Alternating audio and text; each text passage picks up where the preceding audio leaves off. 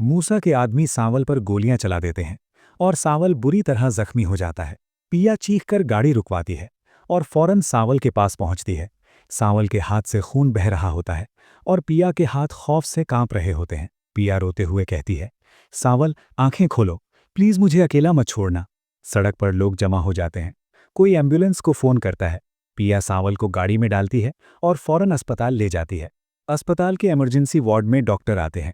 सांवल को स्ट्रेचर पर डालकर फौरन ऑपरेशन थिएटर ले जाया जाता है। पिया बाहर बेंच पर बैठकर रोती रहती है।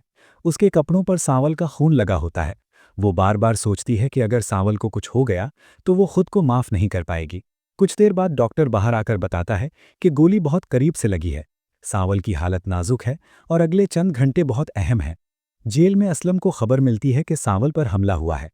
असलम सलाखों को पकड़कर कहता है कि उसकी दुश्मनी की वजह से एक और बेगुनाह मुश्किल में पड़ गया।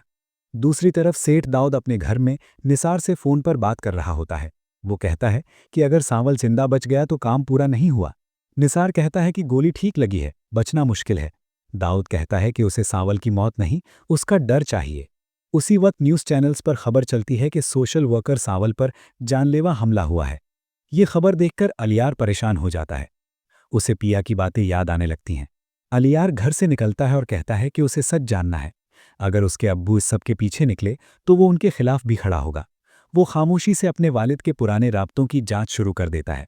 अस्पताल के बाहर पिया अकेली बैठी होती है कि सस्सी वहां आ जाती है। पिया रोते हुए कहती है कि अगर वो सांवल से दूर रहती तो शायद ये सब न होता। सस्सी कहती है कि सच का साथ देना मुश्किल होता है, मगर सच कभी नहीं रुकता। इसी दौरान डीएसपी शहरयार को खबर मिलती है कि सांवल पर हमले के पीछे सेठ दाऊद है। वो अपनी टीम को कहता है कि दाऊद के पूरे नेटवर्क पर नजर रखें। कुछ घंटों बाद ऑपरेशन के बाद डॉक्टर बाहर आता है। वो बताता है कि गोली निकाल दी गई है, लेकिन इन्फेक्शन का खतरा है और सांवल अभी खतरे से बाहर नहीं। पिया रोते हुए कहती है कि वो सांवल को कुछ नहीं होने देगी। दाऊद को पता चलता है कि सांवल जिंदा है।